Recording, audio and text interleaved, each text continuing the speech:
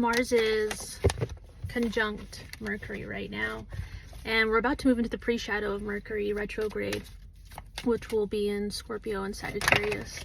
So let's go ahead and take a deep breath together. And I just asked that we're grounded, present, and open to receive messages.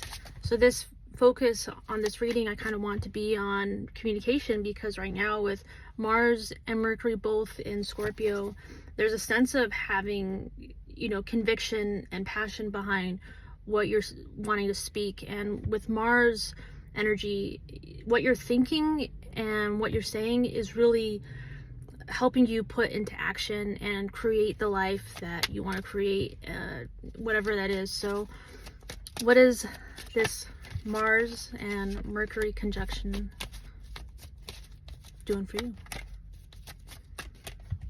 Seven of Wands and Five of Cups.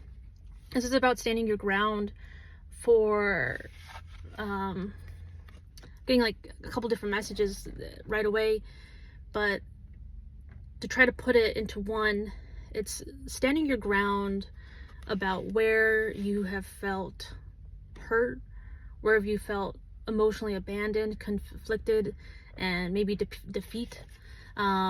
So it's like there's a lot that you've mapped out in your head, and this is the labyrinth. So it's walking along the path and observing what comes up as you're going through this maze. And it's interesting because it's like, we're in this time of the year where there's corn mazes coming up, and it's like it can be scary ones, haunted houses, things like that. And so what I feel here, it's like you realize that you could be in a situation that's unknown, but as long as you're trusting what's around you, and what you've felt from your past, just to stay in tune with that energy and stand your ground.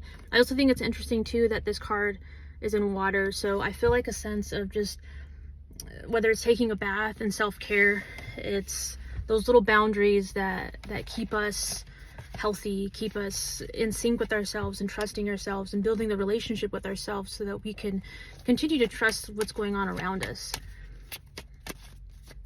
What's another message for this Mercury-Mars conjunction right now? Queen of Swords and Nine of Wands, cutting through the BS. And I think it's being really proud about what you have to say, cutting tension, seeing the tension, and calling out it for what it is. There's no elephants in the room with you right now, because I think it's just, there has been a lot of tension, a lot that maybe hasn't gone addressed, but this is your time because you've taken the time to observe, and it's like you've collected and your hands are full, and it's not because you're keeping count or keeping track of wrongs or misdoings or whatever, but it's all right, like this is what I've seen and this is what I've collected and I've noticed, so here's the facts. It's important that you have the facts with you, because whatever you're addressing can kind of be easily manipulated. And I think that's why the Queen of Swords is here to say, like, there's no manipulation when it comes to what I'm thinking and seeing and putting out right now, because you're ready for things to change. At the bottom of the deck, I just took a look, King of Wands, right? It's like knowing which direction you're going and taking command of the situation. It's using these other energies, like with the Queen of Swords, to firmly speak about what you see going on and your observations. And what to close out, what do we need to know about Mercury and Mars being conjunct right now? Ace of Swords, King of Wands, Knight of Pentacles on the bottom of the deck. I like this because it's further pointing to the fact that you're on a roll and your sights are clear, your vision's clear. It's just about having the confidence, which you already do, to cut through whatever you need to cut through, address what you need to address, and just have faith and strength in what you're doing, because I think you're very brave, and this is showing that bravery. You're not shying away from what needs to be spoken about, what you've been feeling, what you're observing. You don't want to hold resentments.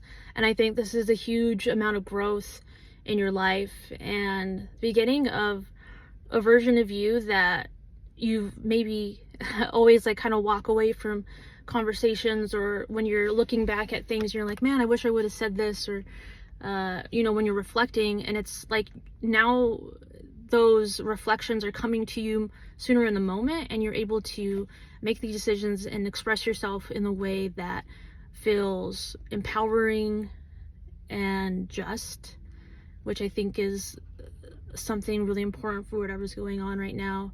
And it's not to discredit what anybody else is expressing around you, but knowing that you've collected the facts, you've taken the time and invested in whatever it is that you're producing. And if this has to do with your work, your creativity, you've really done a good job at believing in yourself and continuing to create from a place, whether it was heaviness and darkness and grief or anything else, any other spectrum of emotion and creation.